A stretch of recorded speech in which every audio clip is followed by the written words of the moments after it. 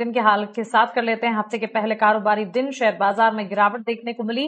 Nifty आज करीब 30 अंक गिरकर 24,200 के पास बंद हुआ। आज बैंकिंग शेयर्स ने बाजार पर दबाव बनाए रखा, वहीं मेटल शेयर ने बाजार को सपोर्ट देने का काम किया।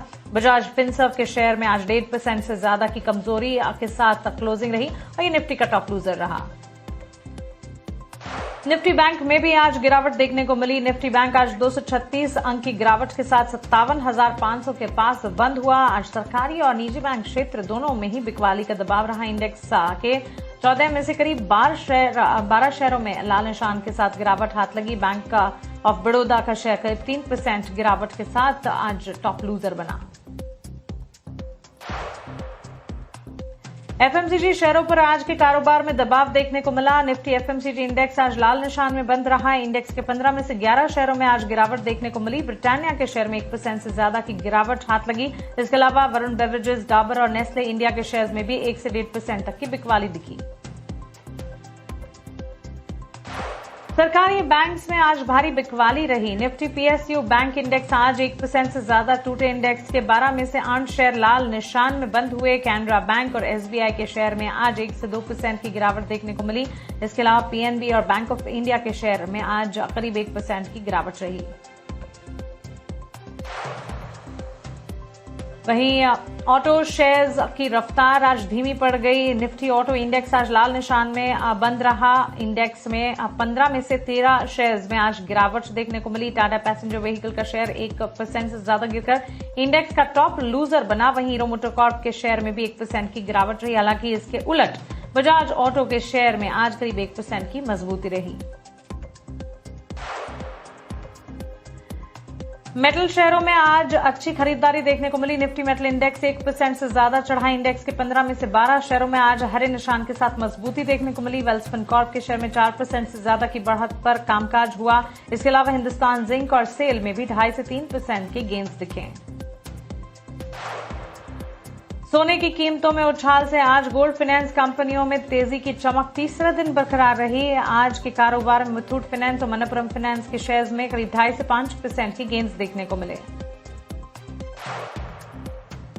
चीनी की कीमतों पर सरकार की सख्ती के बावजूद आज शुगर शेयरों में जोरदार तेजी देखने को मिली। हालांकि ऊपरी स्तरों से फिर मुनाफा वसूली भी देखने को मिली। श्री रेणुका शुगर्स के शेयर में आज करीब 4% की बढ़त रही। वहीं धामपुर शुगर मिल के शेयर में आज 2% का उछाल देखने को मिला। इसके अलावा बजाज हिंदुस्तान शुगर में भी करीब 10% की तेजी रही। अर्बन कंपनी के शेयर में आज 7% का शानदार बढ़त देखने को मिली। दरअसल एमके सिक्योरिटीज ने शेयर पर खरीदारी की राय के साथ कवरेज शुरू की। ब्रोकरेज ने टारगेट 190 के रखे। करीब 20% की अपसाइड पोटेंशियल एक्सपेक्ट की। ब्रोकरेज के मुताबिक company online home services market की लीडर है। उसके मुताबिक बेहतर कस्टमर सर्विस से ग्रोथ को सपोर्ट मिला है। वहीं इंस्टा हेल्थ के सर्विस यूजेज बढ़े हैं। वहीं विशाल मेगा मार्ट के शेयर में आज 9% की शानदार बढ़त देखने को मिली। दरअसल कंपनी के एमडी और सीईओ गुनिंदर कपूर का कार्यकाल 5 साल के लिए बढ़ाया गया है। नया कार्यकाल 1 सितंबर 2026 से 31 अगस्त 2031 तक रहेगा। हालांकि दोबारा नियुक्ति के लिए शेयर होल्डर्स की मंजूरी मिलना अभी बाकी है। गुनिंदर कपूर का मौजूदा कार्यकाल 26 जून 2027 को खत्म होना था। समय से पहले दोबारा नियुक्ति कंपनी के भरोसे का मजबूत संकेत है। वहीं राइस सेक्टर से जुड़े स्टॉक्स में आज जोरदार तेजी देखने को मिली। केआरबीएल, एलटी फूड और एडब्ल्यूएल एग्री बिजनेस के शेयरों में खरीदारी रही। केआरबीएल, एलटी फूड के शेयर में करीब 8% की गेंस देखने को मिले। दरअसल चावल की मजबूत घरेलू और वैश्विक मांग के साथ बेहतर एक्सपोर्ट आउटलुक ने सेंटिमेंट को काफी हद तक सुधार दिया है। खासतौर पर प्रीमियम बासमती चावल की बढ़ती मांग और बेहतर सप्लाई डिमांड स्थिति से कंपनियों को फायदा मिलने की उम्मीद है। इसी के चलते राइस स्टॉक्स में आज तेजी पर कामकाज दिखा। गुडलक इंडिया के बोर्ड ने बोनस शेयर जारी करने के प्रस्ताव को मंजूरी दे दी है। कंपनी करीब 6 करोड़ 64 लाख बोनस शेयर्स जारी करेगी। इसके तहत हर एक मौजूदा शेयर पर 2 बोनस शेयर दिए जाएंगे, यानी शेयरधारकों को 1:2 के रेशियो में बोनस मिलेगा। अब बोनस शेयर की रिकॉर्ड डेट और अन्य जरूरी तारीखों का ऐलान किया जाना बाकी है। इस खबर के चलते आज शेयर में गिरावट रही और शेयर ने करीब 3% की बिकवाली देखी। BLS इंटरनेशनल सर्विसेज के शेयर में आज करीब 12% की गिरावट देखने को मिली। शेयर में गिरावट की वजह स्पेन में कंपनी से जुड़ी वीजा गड़बड़ी खबर है। स्पेन की नेशनल कोर्ट कथित वीजा घोटाले की जांच कर रही है, जिसमें कंपनी का नाम भी सामने आया है। हालांकि कंपनी ने इन आरोपों को पूरी तरह से खारिज किया है। BLS का कहना है कि कंपनी या उसके कर्मचारियों की किसी तरह की गड़बड़ी का कोई सबूत नहीं है। गिरावट के पीछे की क्या वजह है बताने के लिए हमारे साथ हमारे सहयोगी वहीं बिल्कुल शुक्रिया अभी ये सारी डिटेल्स के लिए। और बात करते हैं हम लिस्टिंग की। ललिता ज्वेलरी मार्ट की शेयर बाजार में शानदार लिस्टिंग होती दिखी। NSE पर शेयर 265 रुपए के दाम पर लिस्ट हुआ, जबकि इसके इशू प्राइस 201 रुपए के थे।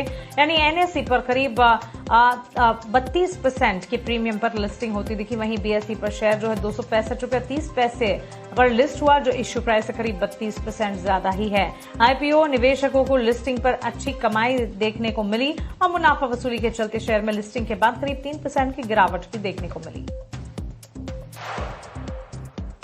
होराइजन इंडस्ट्रियल पार्क के शेयर बाजार में कमजोर शुरुआत हुई। NSE पर शेयर करीब 60 रुपए 25 पैसे के दाम पर लिस्ट हुआ, जबकि इशू प्राइस 60 रुपए था। यानी NSE पर सिर्फ 0.4% के प्रीमियम मिले। वहीं BSE पर शेयर 59 रुपए 65 पैसे पर लिस्ट हुआ, जो इशू प्राइस से 0.6% डिस्काउंट पर है। दोनों एक्सचेंजेस पर शेयर की लिस्टिंग लगभग सपाट रही, लेकिन लिस्टिंग के बाद शेयर में गिरावट दिखी और करीब 3% की गिरावट के साथ ये क्लोज हुआ।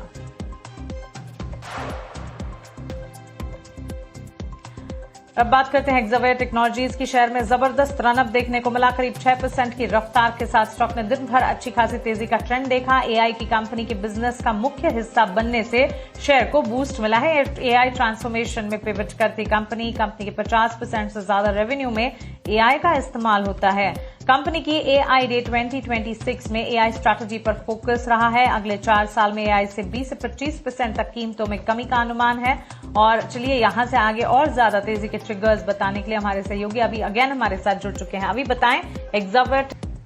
बिल्कुल अभी शुक्रिया ये सारी डिटेल्स के लिए। अब बात करते हैं गोल्ड सिल्वर के अमेरिकी महंगाई के आंकड़े और फेड चेयर के भाषण से पहले सोना 3 महीने के ऊपरी स्तर पर पहुंचा। घरेलू बाजार में MCX गोल्ड करीब 1,63,300 के स्तर पर कारोबार कर रहा है और करीब आधे % की बढ़त है। वहीं चांदी की चमक थोड़ी फीकी जरूर पड़ी। MCX पर चांदी करीब 2,46,100 के स्तर पर है और करीब 0.2% की गिरावट वहां पर देखने को मिली। यानी कि सोने में जहां खरीदारी का रुझान है, वहीं चांदी में थोड़ा सा ऊपरी स्तर पर दबाव हमने देखा। अब बात करते हैं कच्चे तेल की। कच्चे तेल में आज गिरावट देखने को मिली। ब्रेंट क्रूड करीब 1.5% टूटकर $93 प्रति बैरल के पास कामकाज करता दिखा। वहीं WTI क्रूड में भी हमने देखा 2.5% की गिरावट, $85 के आसपास के स्तर वहां पर भी दिखे। जबकि घरेलू बाजार में कच्चे तेल में 2.5% की गिरावट 8,140 के करीब के स्तर नजर आए। दरअसल बाजार की नजर अब ईरान पर अमेरिका के नए प्रतिबंध पर है। अमेरिकी ट्रेजरी सेक्रेटरी स्कॉट बेसेंट की प्रेस कॉन्फ्रेंस से पहले निवेशकों ने मुनाफा वसूली की।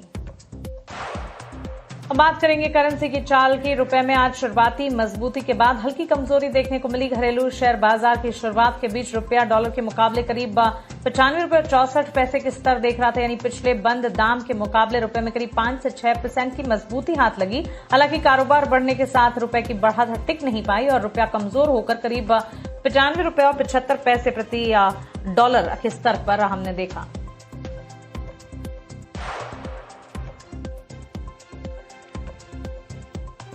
और चलिए अब कल के लिए इंपॉर्टेंट इवेंट्स क्या हैं वो आपके सामने रख देते हैं। कल निफ्टी की मंथली एक्सपायरी है। देखिए अगस्त का आखिरी हफ्ता और कल यानी कि मंगलवार को निफ्टी की मंथली एक्सपायरी होगी और गुरुवार को सेंसेक्स की मंथली एक्सपायरी होगी, जिस पर हमें फोकस रखना होगा। वहीं फेड बैंक फाइनेंशियल सर्विसेज के बोर्ड में फंड जुटाने पर विचार होता दिखेगा। इसके अलावा कल सांकेत ज्वेलर्स सनशाइन पिक्चर्स की लिस्टिंग भी होनी है। ऑगमेंट एंटरप्राइजेस का IPO बंद होगा तो कल अनु प्रोजेक्ट्स का IPO खुलने जा रहा है। ये हैं सारे इंपॉर्टेंट इवेंट्स एंड ट्रिगर्स जो कि मार्केट के लिए कल इंपॉर्टेंट होंगे।